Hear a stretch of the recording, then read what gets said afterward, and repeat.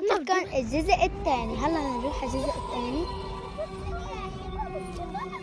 ايش يا شو نعدي؟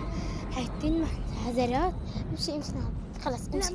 يا تعي شوف هذا الشو. تعي معه. تعي شو هذا؟ عصاينا. عصاي. تعي والله.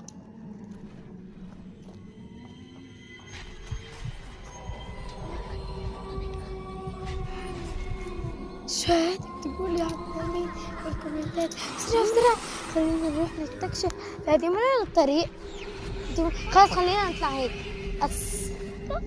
الطريق خلينا نروح هيك على هذا البيت المسكون. والله انا خايفة انسد والله. انا خايفة والله.